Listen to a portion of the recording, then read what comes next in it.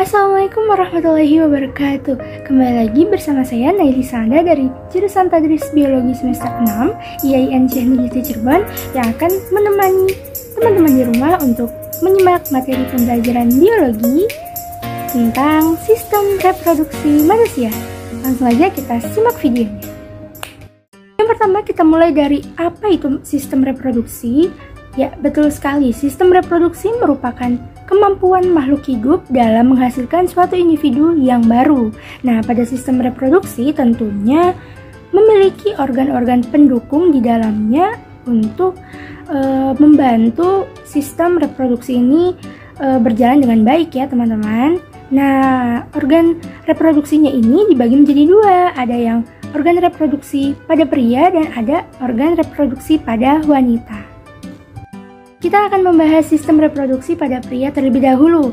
Nah, sistem reproduksi pada pria ini berfungsi untuk menghasilkan sel sperma dan juga menempatkan sel sperma pada alat organ kelamin wanita.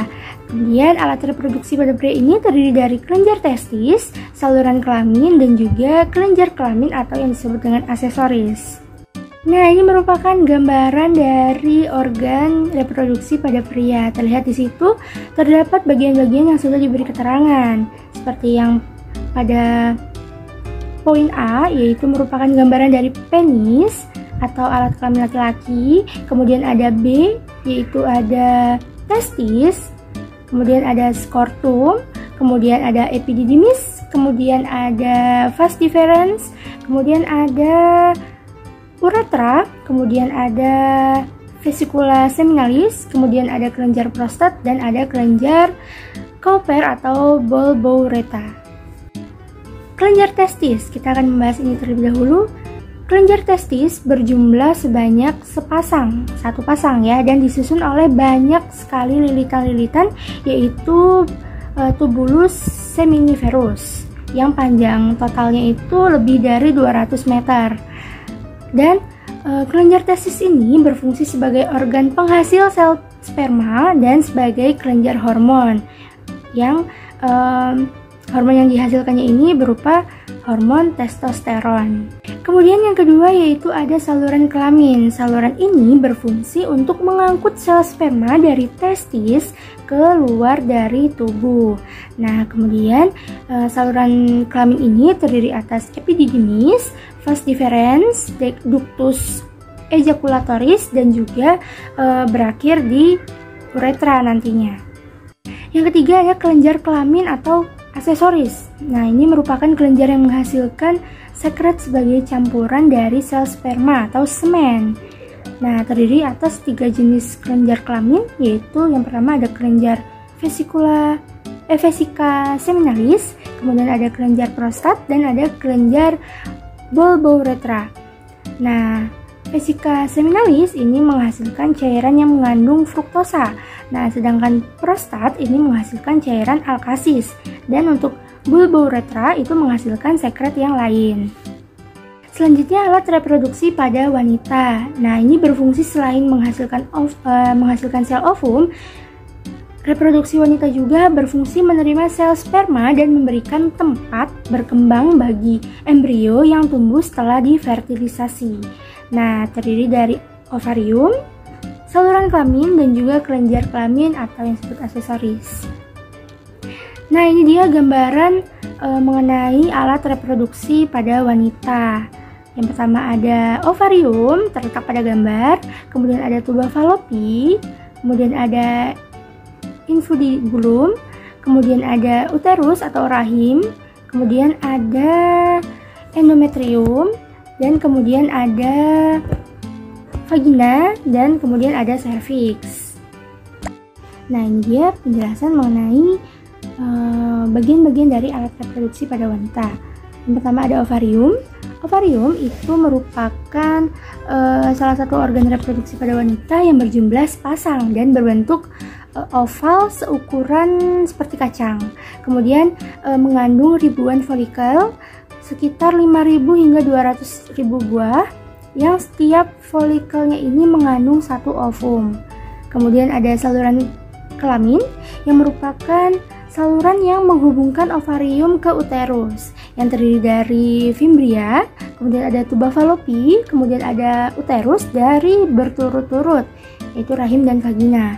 Kemudian yang terakhir ada kelenjar kelamin atau aksesoris yang merupakan kelenjar yang menghasilkan cairan pelumas bagi vagina. Selanjutnya kita akan membahas mengenai proses pembentukan sel kelamin atau yang disebut dengan gametogenesis. Nah, proses gametogenesis terjadi meliputi dua macam ya. Yang pertama ada spermatogenesis dan juga ada oogenesis. Spermatogenesis terjadi pada testis atau pada pria, sedangkan oogenesis terjadi di ovarium, yaitu pada wanita. Spermatogenesis, kita akan membahas spermatogenesis terlebih dahulu, dimulai pada saat masa pubertas pada pria. Kemudian setiap sel spermatogonia menghasilkan 4 sel sperma fungsional. Nah, gambar di samping merupakan gambaran dari proses terjadinya spermatogenesis, dimulai dari spermatogonium yang berkembang menjadi sel spermatosit primer, yang kemudian sel ini akan mengalami pembelahan meiosis pertama yang menghasilkan spermatosit sekunder. Kemudian spermatosit sekunder ini mengalami pembelahan meiosis kedua untuk menghasilkan spermatid. Nah, spermatid ini kemudian berdiferensiasi menjadi spermatozoa yang masak. Kemudian dihasilkanlah sperma. Selanjutnya adalah oogenesis pada wanita, yang merupakan proses pembentukan sel ovum di dalam ovarium, dimulai pada saat masih embrio dan diteruskan sampai dengan pubertas. setiap sel oogonia menghasilkan satu ovum fungsional dan tiga badan polar atau tidak fungsional. Gambar di samping merupakan tahapan bagaimana proses oogenesis terjadi, dimulai dari oogonia yang tumbuh dan membesar membentuk oosit primer. Kemudian oosit primer ini mengalami pembelahan meiosis pertama yang menghasilkan dua sel yang berbeda ukurannya, yaitu oosit sekunder atau sel yang lebih besar serta badan polar pertama atau sel yang kecil. Kemudian, oosit sekunder ini mengalami pembelahan meiosis kedua menghasilkan ovum dan sebuah badan polar kedua. Nah, ovum ini berukuran lebih besar daripada badan polar yang kedua. Adapun badan polar pertama membelah menjadi dua badan polar yang disebut dengan polosit. Kemudian, proses terjadinya menstruasi pada wanita. Nah, ini terjadi ke dalam 4 fase. Fase pertama yaitu fase menstruasi, kemudian yang kedua fase folikular, kemudian yang ketiga fase ovulasi, dan yang keempat fase luteal. Yang pertama yaitu fase menstruasi. Fase menstruasi merupakan fase di mana lapisan dinding di dalam rahim atau endometrium yang memiliki kandungan darah di dalamnya. Sel-sel dinding rahim dan lendirnya ini akan luruh dan juga keluar melalui vagina. Fase ini dimulai sejak hari pertama siklus menstruasi dimulai, biasanya akan dapat berlangsung sekitar 4 hingga 6 hari. Di dalam fase ini wanita biasanya akan mulai merasakan rasa nyeri di dalam perut bagian bawah dan juga punggung yang dikarenakan oleh rahim yang berkontraksi untuk membantu meluruhkan endometriumnya. Kemudian yang kedua fase folikular. Fase yang kedua ini merupakan fase yang dimulai dari berlangsungnya sejak hari pertama menstruasi hingga memasuki fase ovulasi. Pada fase ini, ovarium akan mulai memproduksi folikel yang berisikan sel telur.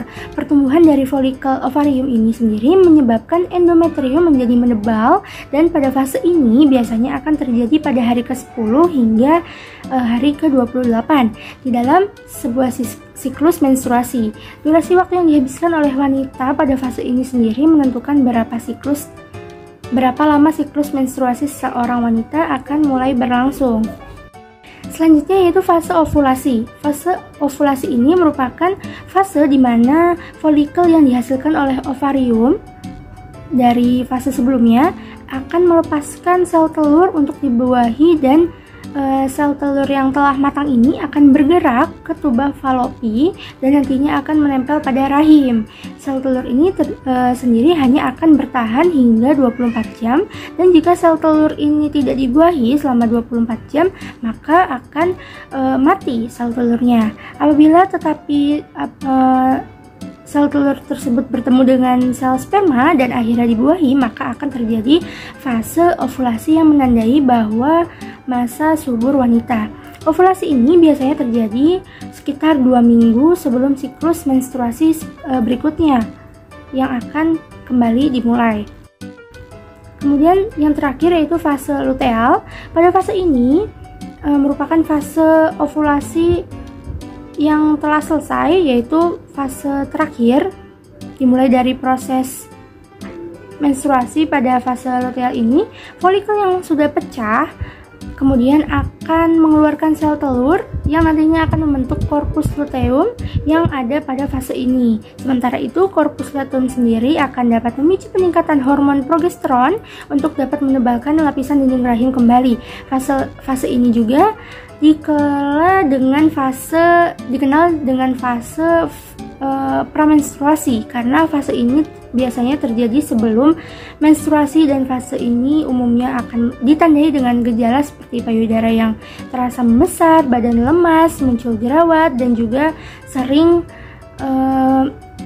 terjadinya perubahan emosi pada wanita menjadi mudah marah dan menjadi sangat sensitif pada fase ini. Sekian materi pembelajaran biologi mengenai sistem reproduksi pada manusia. Kurang lebihnya mohon maaf. Wassalamualaikum warahmatullahi wabarakatuh dan sampai jumpa.